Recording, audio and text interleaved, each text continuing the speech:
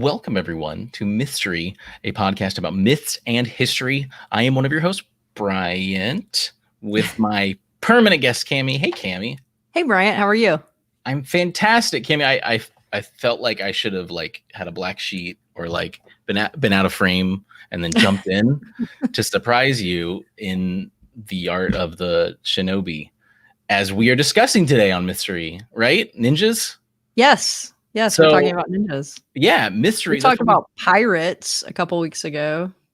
Oh my God, yeah, that's a really, really good point. Yeah, with Julius Caesar. And what if ninjas kidnapped Julius Caesar? How would that have gone down? Would he have been able to boss them around? That was a really great episode. Check that out. That was really recently. And that's what we do here on Mythstorie. We talk about anything from concepts like ninja and shinobi to this time Julius Caesar allegedly got kidnapped.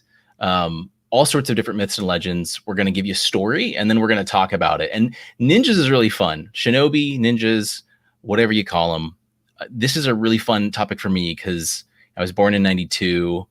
So I was infused with anime culture, of course. I've mentioned that several times. And so I've been growing up with ninjas and Japanese anime and stuff like that. And to look into it a little bit was really fun. So I hope if you're listening, whether you're a fan of ninjas or not, or if you're just like ninjas, no way, none of that. I hope you enjoy this because there's some really cool stuff here. And of course, I know Cammy's not she wasn't super big into some of those anime. So I'm really always excited to hear your story because I know this is sort of new or out of your comfort zone for myths and legends. And sure, yeah, I'm more like the Greek Roman type of stuff, but this is always fun because I do learn something. Right. Yeah, absolutely. Did they have ninjas? Do you think? No, they had spies. Caesar's assassination would have gone way better if they had ninjas. Yeah. They had, instead of 30 people bringing their knife to work, they could have just, Anyway, Cammy, please regale us with your story on the Japanese shinobi or ninja. Okay, sure. So my sources are visitnara.jp and Wikipedia. The Emperor Kito had two sons, one of which would always follow rules. The other wasn't a bad son, but he did not like rules. He was always late to dinner, which caused the family to have to wait, sometimes hours before they could enjoy their meal. His other son became weary of this and decided to kill his brother, so he would never have to wait to eat again. Kito was frightened by this act, so he sent his son on a mission to satisfy his bloodlust. This young prince was only 16 when his father asked him to dispatch two brothers known as the Brave Two of Komatsu. They were a threat to the emperor and must be dealt with quickly. The prince was stopped by his aunt before he embarked, and she gave him her robe and a sword of magical power to shield him from danger. He was confused by this, for he did not know how this robe would help him, but he took both and thanked her and set out on his way. When he arrived at the palace of the brothers, he saw that there were many guards, and he realized he would not be able to penetrate the fortress by force, so he devised a plan. He let down his long hair from his knot and put on his aunt's robes, which transformed the look of the young prince into that of a beautiful woman. And he approached the guards, who let him in quickly, seeing his beauty. He made his way to the feast and sat down near the older brother. He laughed and flirted with him, and just as the elder brother went in for a kiss, the prince drew his sword and slid it into the man's chest. He slumped over, and in the commotion, the younger brother ran to the table only to step in his own brother's blood as he approached. Realizing what had happened, he tried to flee, but our prince caught up to him and went to stab him as well. But before the knife made impact, the younger brother said to his assassin, "You are a brave one, even though you are my enemy. Before you kill me, please take my name I bestow upon you. You will be known as Yamato, after the people from the bravest region of Japan." The prince agreed to take the name and then took his prey easily. After that, the prince was called Yamato Takiro, which means the brave of Yamato. His sword is known today as one of the imperial regalia of Japan, representing the idea of valor. Though it is not on display, it is said to have caused illness and death on those who have seen it. That's spooky. Yeah. And a great story too. That's really awesome. I hadn't heard any of that before. There's so much. We've done I want to say at least 2 episodes on Japanese oriented myths or legends, and we did one on the creation myth, which was really cool. So that one was, definitely like a mythy, folklore kind of story. But then we talked about Yasuke, the African samurai. That was a really cool episode too. And I'd really, if you like this or if you want to learn more, those 2 were really great. Especially the Yasuke one had something interesting because it was a 15th century Portuguese born or from a Portuguese ship, I believe, a slave that was on a Portuguese ship that became a freedman ended up like in the court of Japan, basically, in a nutshell. And one thing I'm going to talk about here that was kind of discussed on that episode is the importance of the samurai. And from what I've looked at, the necessity to have the ninja really came out of the samurai, and it's a mirror to what's happening in Europe. Feudalism just as strong in Japan. We're talking, so we're in the 14th century roughly. That's kind of where this thing's really popping off. Of course, these acts were happening before then, but as you've got your lords, samurai. They're landowners, royalty in a sense, but they're the landowners, and they have the peasants that work the land, and there's a contract there. The peasants that work the land are essentially, peasant is just a fancy word for slave, essentially, but they have certain freedoms as long as they work the land, and the samurai is expected to protect them. But samurai clash; they want to do more. There is like a daimyo or emperor who is sort of kind of like if you've got like the heads of the states and you got a president, so the emperor is kind of like that, but sometimes they don't care. But these samurai, they clash, and there's the bushido, the code of honor, and it's so important for them to save face, to be open. There's no deceit, no tricks. I tried to look it up, I couldn't find it. I remember when I was younger, I read a story about this war where these guys, the one Japanese army completely lost its food supply, and if you don't feed an army, you've already lost. And the opposing army ended up giving them rice because they're like, we're not going to fight you if you aren't eating. That's terrible. We have to win honorably. So the ninja were the answer to saving face, doing everything in public the way they needed to as samurai, but while being able to slit your throat and steal and kill and murder. So that's what it was. And I mainly went through ancient EU and Wikipedia. It's funny. I looked on Britannica just to see what they had, and when I looked it up, the only thing I could find were like specific, like Japanese like figures, historical figures, or the Teenage Mutant Ninja Turtles. They had no article on ninjas. So that's another episode, though. Anyway, yeah, that's where these guys were from. So it's again these ideas are older, of course. Like people have been backstabbing and things like that and being dishonorable throughout history in Japan, but we really have it codified and down in these official manuscripts starting around the 14th century. And it was also around that time where we have people that are specifically trained for this. Like we have the famous Iga and Koga province and village.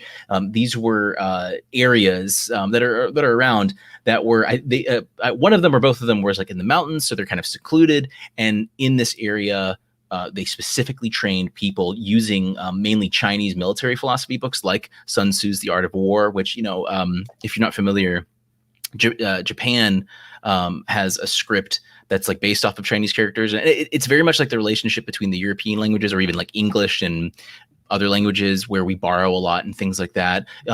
The word ninja / shinobi, if I read this right, ninja, so that if you have the characters, ninja is like the Chinese pronunciation, and then shinobi is the Japanese pronunciation, essentially. The two kanji characters make the word shinobi, natively pronounced shinobi, and is short for shinobi no mono meaning person. So shinobi, it goes as far back as 8th century poems.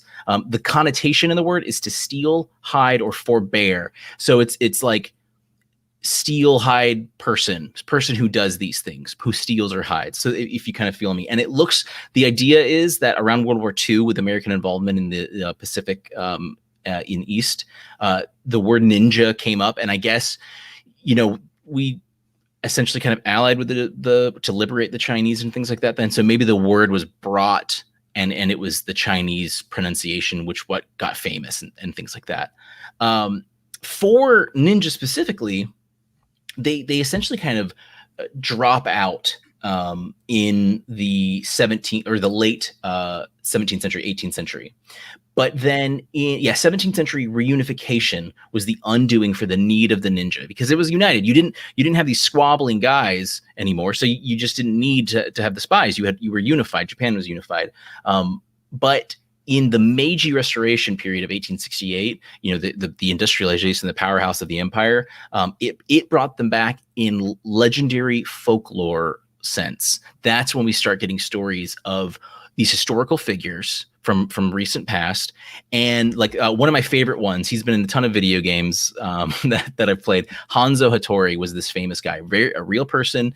He served the famous Tokugawa Ieyasu as a ninja and samurai for him. This was during the Warring States period, basically the one of the strongest, most conflicted points of Japan in the 14th, 15th century. And he was just this badass dude. He was a guy who he kind of held the status of samurai, but he went out, he did things sort of in the ninja way, sort of the non-samurai way, and he died not in combat. I mean, he accomplished so much, and he was a legendary figure. And then later in the late 19th century, they're talking about how he was invisible, how he could teleport, all these shapeshift. Oh wow! All these sort of things. They're looking back at history because they did a good job of writing these historical documents. That's the word Wikipedia and Ancient EU use. These historical documents use the word shinobi. They specifically talk about people scaling walls in order to breach them, to let the So again, it was just kind of like, as long as we're the main people, the main samurai aren't doing this, it's okay. And I'll make one other kind of reference, or I'll make a few others, but a great game, and I'm sure I mentioned it in the last episode with Yasuke, Ghost of Tsushima, came out in June. Really cool episode. It's about the 15th or 14th century, 13th century invasion of the Mongolians attacking Japan, and they get on this island, a big island right outside of Japan called Tsushima, and it's about these samurai that stop him. And the main character Jin, he's left for dead, and he learns that they can't play that way. At the very beginning of the game, a samurai, like they meet the Mongols, and they're like, go Kechi, go right up and challenge them. And so this one samurai, he's dressed, he looks great. He rides up to the leader, Kublai Khan's, or not Kublai Khan, one of the Khans, and he talks to him, Khotan Khan, and he's like, I challenge you. And Khotan Khan like stands up and he throws wine on him, and he's like, and then he sets him on fire. And so like that's what the thing that. That's how the Mongolians, they fought to win. They didn't care about honor. And the Khans also learned about people, so they knew that the samurai were going to act this way. So the main character, he has to, throughout the game, he realizes he has to slit throats, sneak, and be dishonorable. It's a wonderful game in all rights, and it's a really great way to kind of see that. And it was an important thing in some of the early episodes. It's an important thing here. The need of the ninja really came from the samurai. And then it's just wild how it sort of disappears with the unification. Again, you don't need the backhanded stuff as kind of uniformly. I'm sure there were still spies, of course, but another cool thing is, so we talked about the Kojiki, which is like an 8th century. Wait, before you move on, so that reminds me of the Revolutionary War and sort of like the Swamp Fox and all of that stuff. Absolutely. How the British came in and they had drums and they were like all dressed in red. And the fighting the Gentleman's War, and then Mel Gibson and his bastards are shooting trees, and you're like, Mel, what the hell? What are you doing, dog? And I joke about the Patriot, which I remember more fondly than it actually is, in my opinion. But it did a cool job. Mel Gibson's character in that movie, he fought in the French and Indian War. They learned the lesson then. The indigenous peoples, they're not standing in line. That's a smart way to fight, because you get a bunch of muskets and you make sure you hit a target, but they're not going to do that. They're playing it smart. They're playing to win. We got to do that too. And that's exactly it. That was exactly what the ninja bred out of, and things like that. So one fun thing was there's little accounts on them folktale wise. And historian Stephen Turnbull, he kind of asserts that poetic, like through literature and other art, they weren't exemplified until the 19th century, because they were typically, if you became a ninja, it's because you were a lower class, and you were not written about if you were lower class. All the epics are about samurai and great people and people with divine, lineage and things like that. One cool thing though is some of the older stories, like from the Kojiki, which is there's two of them, the Kojiki and I can't remember the other name. We talked about them in the creation myth. These are these like 7th, 8th century sort of like someone decided to like, let's write down everything about Japan right now, tale wise, and that's where we get a lot from today. It's really well done. The term shinobi was sort of retroactively applied to these. Okay. So if there was a story about someone using trickery or something like that, something ninja-like, shinobi-like, it was retroactively applied to them, and they were like, "Oh, he was a great shinobi," that sort of thing. Kind of like Arthur getting a Christianization treatment, becoming a king knight, that sort of thing, when he was really like an indigenous hero in a different way.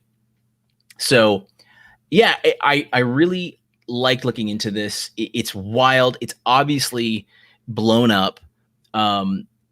My first guess was that like it was really the 1940s and 50s when manga started to erupt out of post World War II Japan, and then soon after that anime in getting into the 70s and 80s. But really, it's the 1860s where we start having it. It reminds me of like the penny comics for Spring Hill Jack in Victorian London. These fun things to kind of talk about, and it does. It sounds cool. These dudes who do that. The wild thing is just how it persisted. And now we have, of course, like there's some really great, in 1993, there was a great anime, Ninja Scroll. Shortly after this, we have a one called Basilisk, which is a very bloody but pretty good anime that's about the Koga and Iga clans. It's very Romeo and Juliet. It's basically Romeo Juliet, but Capulet Montague, Iga Koga. You can kind of take the rest from there. But it uses all these real historical figures. So they're just sitting in the afterlife and they're like, wow, I was so cool. Ghost of Tsushima most recently, and then a big one, Naruto, took a lot out of it too. And one cool thing about Naruto too, it may seem kind of like it's a shonen anime, so it's like 13ish, but one thing that's really cool is it takes a ton from Japanese mythology, like way more than I realized since we started doing the show and remembering the show. I'm like, oh my God, like that came up in my research actually. Oh yeah, it was Kishimoto. The author, he took so much from history, from real history, real figures, and then from the myth that the folk tales that are around, and that's no mistake. So very, very cool. So yeah, ninja in a nutshell, kind of created in medieval feudal Japan, went away by the industrial or before the industrial era, but then came back in force, really thanks to I guess it was like a historical sort of thing. Japan was unified, looking at its roots, and I guess these stories come up. I imagine literacy was fairly decent, and we had these great military documents, these historical writings that called them out by name, and you could read about Hanzo Hattori doing these awesome things, scaling walls, defeating baddies, and saving during the Warring States period, which is a much talked about period. And you explain it by saying, "Oh, well, he teleported. Duh, that's how he got up there." And it's just great. It totally feeds from the myth, and it's just a wonderful infusion, and it's just evolved even more and even more. And now it's world renowned. So I really love it, and the history behind it. It was kind of sad because it is fairly straightforward and simple. There wasn't a crazy, like in the 8th century BC, we see ninja stars. It wasn't like that. I have to, my last story, and then I'm done. On Netflix, if you love culture shows, watch this show on Netflix. It's called Japanese Style Originator, and this is actually what kind of made me think about talking about this topic in general. It's really weird name, but it basically is a show. It's kind of like a talk show. It puts like 4 local celebrities, and they explore culture in Japan, whether it's like Zen temples and other concepts. And there's this one episode where they talk about samurai or shinobi essentially. And they go to this like shinobi camp that you can go to. And even they sort of admit the history isn't rich and there isn't it is rich, but it's not recorded. There isn't a lot there. We don't know so much. Again, they didn't write about these guys. They, in the historical documents, they'd just be like, they breached the walls because of the Shinobi. They wouldn't say the Shinobi with their equipment and their, there were no specifics. They were lowly. They were bad. You didn't talk about them. And anyway, so they have like a camera go talk to this guy who owns this like facility, and he's dressed in a very traditional ninja set. So he's like, you can only see his eyes. He's got the hood on, wearing all black and all that stuff. And they have like some B-roll footage of him wailing. There's a target, and he's wailing, and he's throwing these ninja stars. Not a single one sticks to this wood wall. Like he is throwing it like it is like the World Series, and it's just one after the other, and it's just like they're just like hitting it sideways and falling down, and not to his dismay.